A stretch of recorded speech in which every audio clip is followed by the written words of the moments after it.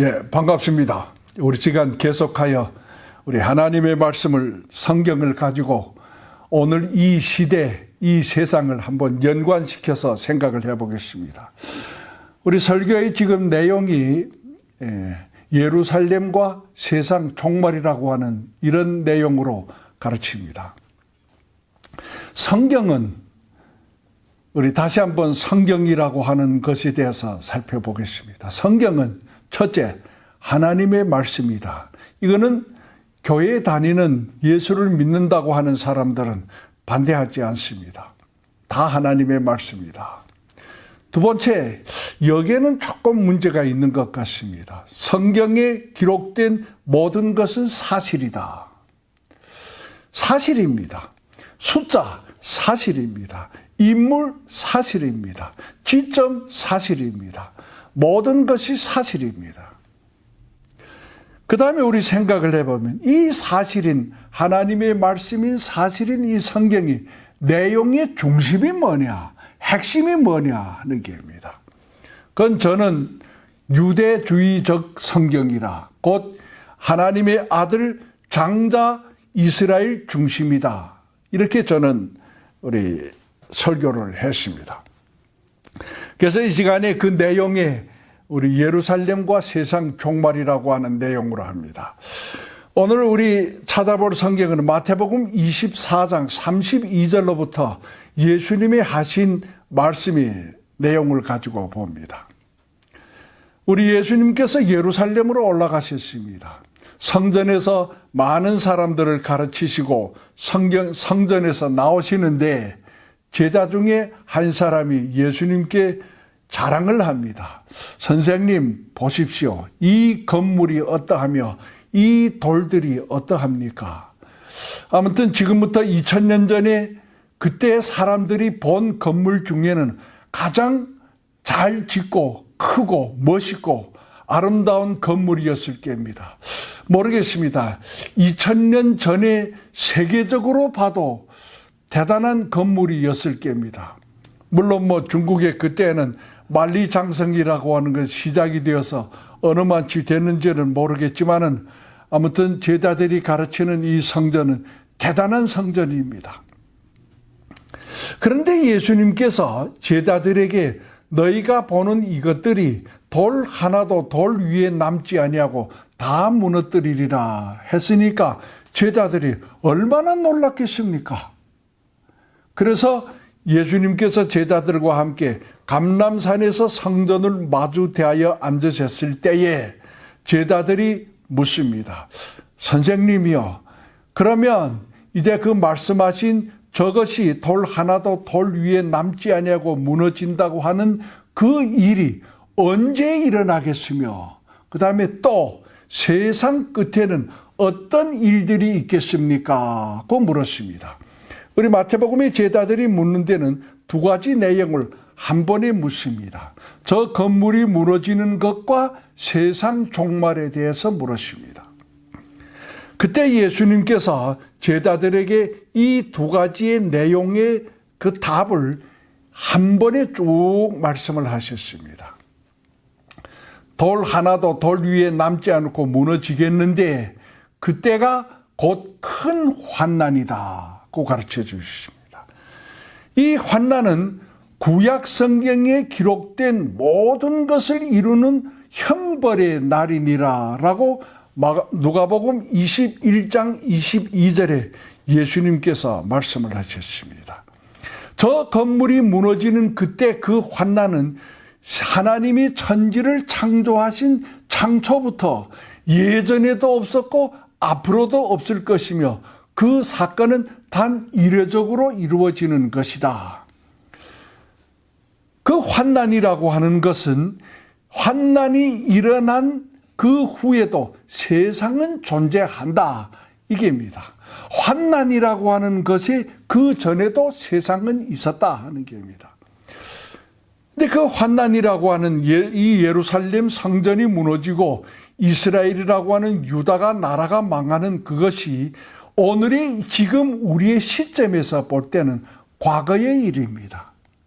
곧 우리 역사에서 보여준 바와 같이 주 70년경에 로마의 군대가 이스라엘을 침공하여 전 이스라엘을 멸망시키고 성전을 다 무너뜨리고 회파가 되고 살아있는 많은 사람들이 죽고 살아있는 자들은 세상의 모든 이방 나라에 흩어지고 잡혀가고 이런 역사적인 지금의 현실에서는 과거의 사실입니다. 이 사건을 예수님께서는 전무후한 창세 전에 이 사건 후에도 없는 유일한 환난의 사건이다고 말씀을 하셨습니다. 물론 제자들은 그 말씀을 들으면서 지금 앞으로 될 일이니까 좀 의심도 하고 당황하기도 했을 겁니다. 그러면서 예수님께서 이 세상 끝에 이 사건이 있은 다음에도 세상이 있는데 그 세상이 지나고 세상이라고 하는 것이 끝날 때에는 이런 징조가 있다라고 말씀을 하는 것이 중에 하나가 지금 무화과 나무의 비유라고 하는 내용입니다. 24장 32절에 보면 무화과 나무의 비유를 배우라. 그 가지가 연하여지고 잎사귀를 내면 여름이 가까운 줄을 아나니 이와 같이 너희도 이 모든 일이 보거든 인자가 가까이 곧 문 앞에 이른 줄 알라고 하셨습니다. 여기에 세상 종말이라고 하는 내가 다시 올 때에 그때는 이런 징조가 있겠다라고 하셨는데 그 징조의 가장 핵심이고 확실하고 중심이 되는 그 징조가 무화과 나무의 비유라 하는 게입니다. 무화과 나무의 비유를 배우라. 첫째, 이 무화과 나무의 비유라고 하는 것은 예수님이 말씀하실 때 과거에 있었던 한 사건의 비유에 대한 말씀이냐, 아니면 이 시간에 무화과 나무에라고 하는 비유를 들어서 하는 말씀이냐 하는 게입니다.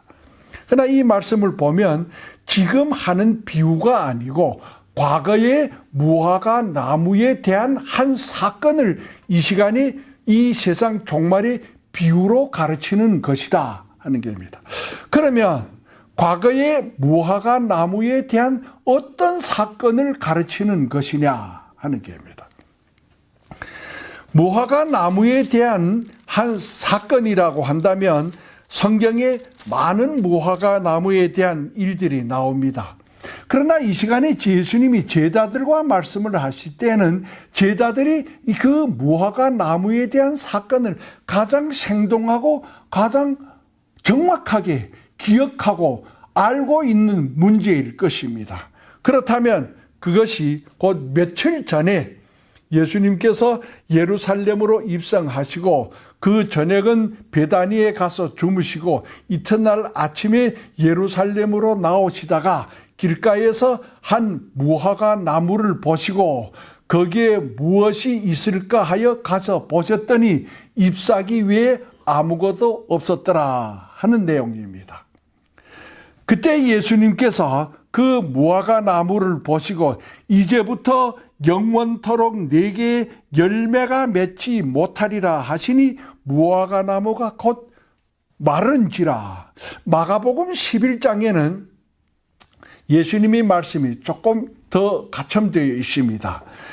이 무화과 나무를 저주하시면서 사람이 영원토록 내게서 열매를 따 먹지 못하리라 하니까 그 무화과 나무가 뿌리로부터 말랐다고 되어 있습니다. 그러니까 마른 게 뿌리로부터 올라 이렇게 잎사귀까지 말랐는지 아무튼 그거는 잘 말씀대로 그렇겠지만은 그러나 뿌리까지 말랐다고 하는 것은 사실입니다. 그러니까 영 끝난 게입니다. 근데 우리가 생각할 문제가 있습니다. 이 무화과 나무를 저주하여서 영원토록 열매가 맺지 못하고 사람이 내게서 열매를 따먹지 못하리라고 예수님이 말씀을 했는데 오늘날의 무화과 나무가 과연 열매가 없느냐 하는 게입니다. 오늘 우리는 손쉽게 시장에 가서든지 무화과 나무 열매를 많이 볼 수가 있고 살 수가 있습니다. 그러면 예수님이 저주하신 무화과나무, 그 한 무화과나무 그것을 가르치는 것이냐? 그렇다면 아무 의미가 없습니다. 왜 그 무화과나무를 그렇게 저주합니까? 왜 저주합니까? 무슨 의미가 있습니까? 근데 그 생각을 해보면 그 이상의 의미가 있을 것입니다. 우리 다시 한번 이 무화과나무를 저주할 때 장면을 봅니다. 길가에서 한 무화과나무를 보시고 그리로 가사 잎사귀 밖에 아무것도 얻지 못하시고 나무에게 이르시되, 마가복음에는 잎사귀 외에 아무것도 얻지 못하시고 저주하니까 나무가 뿌리까지 말랐는데 거기에 기록하를 이는 무화과의 때가 아님이라 했습니다. 무화과의 때가 아닌데 무화과의 열매가 없다고 해서 무화과를 저주하는 거, 이게 상식에 맞느냐 하는 게입니다. 예수님은 창조자입니다. 그분이 창조자이기 때문에 모든 것은 그분이 뜻에 맞고, 그분은 창조하셨기 때문에 모든 것이 창조의 질서에 그분은 맞게 말씀을 하고 행해야 될 것입니다. 무화과나무가 자라서 잎사귀를 내고 가지를 내고 그 다음에 열매를 맺고 열매가 익어가서 사람들이 따먹는 거, 그게 사실입니다. 무화과나무의 존재는 열매에 있습니다. 제목을 쓰는 것이 목적이 아닙니다. 우리 동네도 지금 무화과나무가 많습니다. 단에 보게 되면 무화과나무는 저렇게 열리는구나. 꽃이 피는 것이 없이 열매가 차츰차츰 커져서 됩니다. 근데 예수님이 저주를 할 때 이 무화과나무는 무화과의 때가 아닙니다. 근데 왜 저주를 했습니까? 우리 성경을 다시 한번 봅니다. 길가에서 한 무화과나무를 보시고 그리로 가사 잎사귀 밖에 아무것도 얻지 못하시고, 이 무화과나무는, 이 나무는 열매를 필요한 나무인데 열매가 없고 잎사귀만 있다 하는 게입니다. 근데 때는 아닙니다. 무화과가 익을 때는 아니지만 잎사귀가 무성했다면 그래도 작은 무화과 열매든지 아니면 익어가는 과정에 여러 열매들은 있어야 할 것입니다. 그런데 가보니까 잎사귀 외에 작은 것도 익어가는 열매도 아직 익을 때는 아니지만은 거둘 때는 아니지만 과정이 전혀 없는 무화과 나무였다 하는 게입니다. 그러니까 이런 무화과 나무는 필요가 없습니다. 왜? 있어 봐야 열매가 없습니다. 아무리 때가 돼도 다음 해 때가 돼도 열매가 없습니다. 왜? 작은 열매가 없는데 어떻게 큰 열매를 맺을 수가 있겠습니까? 그러면 예수님이 저주한 이 무화과 나무가 무엇을 가르치는 것일까? 첫째, 그 무화과 나무만은 아닙니다. 두 번째, 모든 무화과 나무는 아닙니다. 다만 그 무화과 나무가 지금 보여주고 있는 무엇의 비유이다. 그래서 예수님께서 마태복음 24장에 무화과 나무의 비유를 배우라. 한 무화과 나무가 가르쳐주는 무엇이 있습니다. 우리 마태복음 23장이 시작이 되면 예수님께서 이 서기관들과 바리새인들을 책망하는, 곧 종교 지도자인 그들을 책망하는, 그 종교를 책망하는 장면을 7가지 화로서 우리는 확실하게 볼 수가 있습니다. 첫 번째 화, 이들은, 이 종교는 천국문을 사람들 앞에서 닫고 자기도 들어가지 아니하고 들어가는 자도 못 들어가게 합니다. 이 종교는 교인 하나를 얻기 위하여 바다와 육지를 두루 다니다가 생기면 자기들보다 배나 지옥 자식이 되게 한 종교입니다. 이 종교 지도자들은, 이 종교는 제사를 드리는데 제단보다 제물을 더 중히 여기고 성전보다 성전이 크므로 그래서 제물로 맹세하면 제단으로 맹세하면 지키라. 이게 웃기는 종교입니다. 이 종교는 근처에 11조를 드리는데 11조의 진정한 의미를 버렸습니다. 가르치지 못합니다. 모르니까, 안 믿으니까. 그래서 돈만 바치는 것을 강조를 합니다. 돈을 많이 바치는 자는 믿음이 있고 돈을 바쳐야만 복을 받고 그것도 10분의 1. 10분의 1이라고 하니까 어쩔 수 없이 바치는 자는 10분의 1을 바쳐야 됩니다. 그 다음에 대접이 겉은 깨끗이 한데 속에는 어떻고 회칠한 무덤 같고 선지자의 피를 흘리는데 아벨로부터 바랴가의 아들 사가랴의 피까지 지금 흘리는데 이게 이 종교에 얼마나 잎사귀 형식은 무성합니까?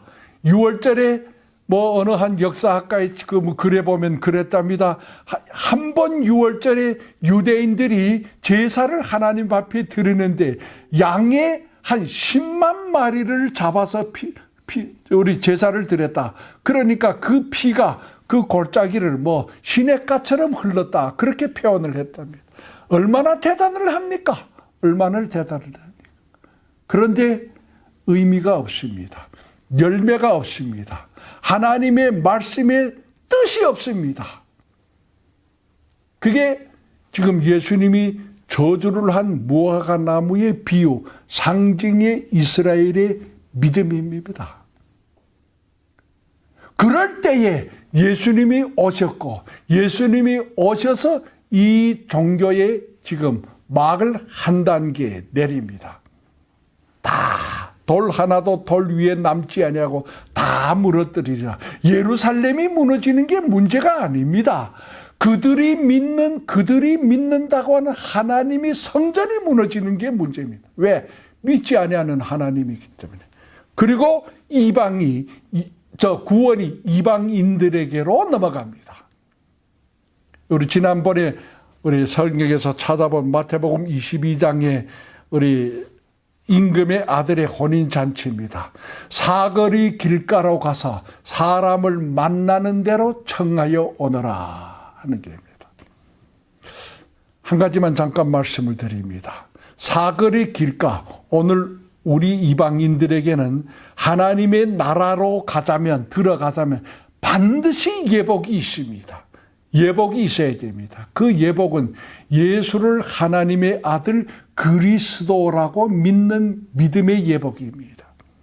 그런데 그걸 마태복음 22장의 비유에 보면 그 청하였던 사람들에게는 예복이란 말이 없습니다.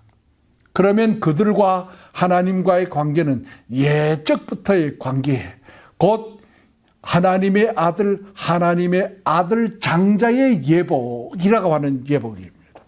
우리와는 조금 성경은 다르게 가르쳐 줍니다.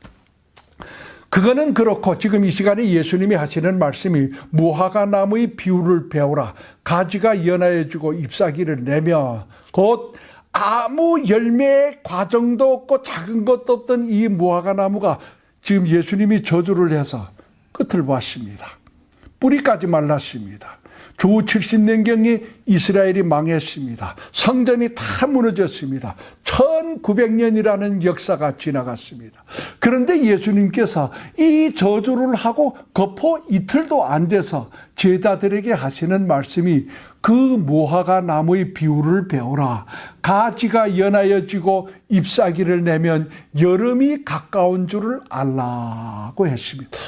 와, 저주를 했던 이 무화과 곧 이스라엘이 때가 되면 다시 회복이 되고 살아난다 하는 게 이제 우리 보는 바와 같이 가지가 연하여지고 잎사귀를 내면 우리 마태복음 24장 30일 무화과 나무의 비유를 배우라. 그 가지가 연하여지고 잎사귀를 내면 그 가지, 그 이스라엘입니다.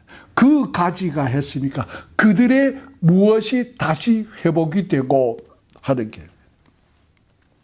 여름이 가까운 줄 알라. 그 다음에 아래 말씀이 중요합니다. 33절에 이와 같이 너희도 이 모든 일을 보거든 인자가 가까이 곧 문 앞에 이른 줄 알라. 모든 일을 일어나는 이 사건입니다. 이스라엘이 회복되는 것을 완전히 뿌리까지 말랐다고 하는 이스라엘이 어느 땐가 다시 회복이 되고 살아나는 것을 보거든 인자가 가까이 곧 문 앞에 이른 줄 알라. 인자는 누굽니까? 하나님의 아들, 사람의 아들 인자입니다. 우리 마태복음 16장 우리 15절에 사람들이 인자를 누구라고 하더냐? 그러니까 주는 그리스도시요 살아계신 하나님의 아들. 여기 인자는 사람의 아들입니다. 이 예수님께서 참 묘하게 말씀을 합니다. 너희 아는 대로 나는 사람의 아들인데 그러나 사람의 아들 이상 하나님의 아들 하나님이시다를 지금 그 인자라고 하는 말씀 속에 함축시켜서 말씀을 합니다. 인자가 가까이 곧 문 앞에 이른 줄 알라. 가까이 문 앞에 이른다고 하는 것은 지금은 그분이 이 가까이 이르는 그 땅에 그곳에 계시지 아니하고 다른 데로 가셨다가 다시 오신다 하는 계획입니다. 가까이 이른 줄 알라. 이게 참 그래서 우리 성경에 보는 바와 같이 예수님께서 많은 사람들이 보는 대로 구름을 타고 하나님 나라로 가셨다가 다시 오시겠다고 약속을 했습니다. 지금은 예수님께서 우리와 함께 이 땅에 계시지 않습니다. 그분은 가셨습니다. 하나님 나라로 우리의 처소를 예배하러 가셨습니다. 갔다가 오는데 어느 때 오느냐? 오는 때가 이 세상 끝이라고 한다면 어느 때 오느냐? 곧 무화과 나무의 비율을 보라 하는 게입니다. 이스라엘이 다시 살아나고 복국이 되고 그 가지가 그 잎사귀를 내면 내가 가까이 문 앞에 이른 줄 알라. 문 앞에 이르렀으면 어떻게 되겠습니까? 어느 한순간에 문을 열고 들어올 것입니다. 이게 눈앞입니다. 이스라엘이라고 하는 이 나라가 1948년도 4월 15일인가 복국이 됐다고 합니다. 5월 14일인가 뭐 4월 15, 5월 14입니까? 예, 복국이 됐습니다. 그래서 지금 금년이 70년입니다. 이 70년을 맞는 이 순간에 또 교묘하게 미국의 대통령이 예루살렘은 이스라엘의 수도요. 우리는 대사관을 예루살렘으로 옮기겠다. 2017년도 12월에 발표를 했습니다. 세계가 끌었습니다.